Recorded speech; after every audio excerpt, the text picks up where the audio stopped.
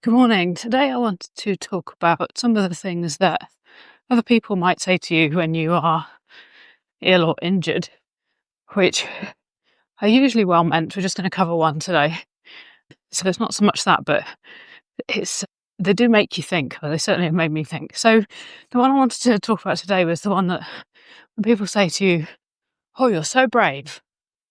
And it always makes me think, well, am I? And I think what's really interesting is when you are dealing with a situation like a health condition, that being brave doesn't really come as a choice. It's not something you think, do you know what, I'm going to be brave through this situation. So I kind of spend some time mulling over what it means.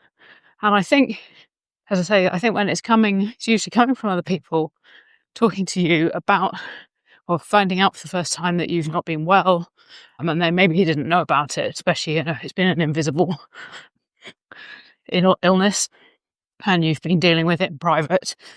And when they find out, these are some of the words that they use. And it's interesting because partly, of course, it's that people want to show some care and empathy.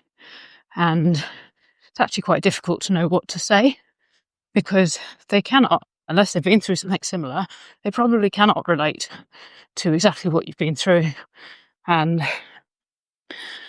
they don't know how to support you best in that. So this particular terminology I always think is interesting because bravery as a term tends to suggest that it's something that we've chosen to go into battle against, that we are choosing to win, we are choosing to keep going in the face of adversity. And if you're listening to this struggling with a new health condition, an illness or an injury, then you know that there's not really any choice about it. And you actually have to keep going most of the time. And we've talked before there's actually 2 or 3 episodes about disclosure, that it's not necessary to disclose to everybody that you meet that you're dealing with something difficult. And therefore they may see just the side of you that's actually has come through the worst times, has dealt with the worst treatment in terms of struggling with treatment, side effects and things like that. And now what they see is that the person who's coming out the other end or learning to live with this newfound health situation. And so it appears that you have managed all of this, gliding through like a swan on water, gracefully accepting everything that's happening to you.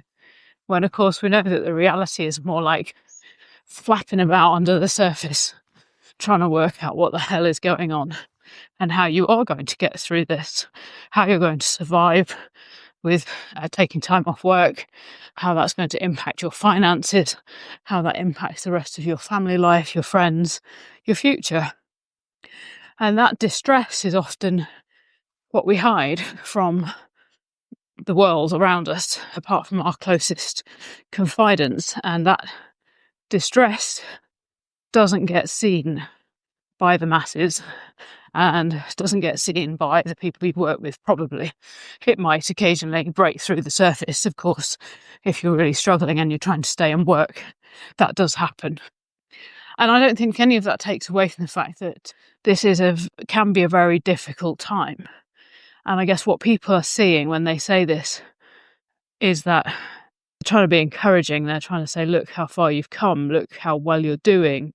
And so in that sense, it's a term and phrase that I think people trying to be encouraging, trying to say something positive, but not really being able to understand what you've been through or what you're going through. And for me, when people say it to me, I still have people say it to me now. If I tell them a bit about my experiences of the last few years, I'm now able to speak about it in a very calm manner, objective manner, because I'm looking back on the difficult times. But when these things were being said to me in the earlier days, when I maybe had to explain why I wasn't able to do something, I would still be careful about how much information I share and who I share it with. But it would be a really odd thing, and it would really catch me off guard and make me think. And my initial response would simply be, I don't think I've been brave, I just have had no choice. I have had no choice but to carry on. What's the alternative?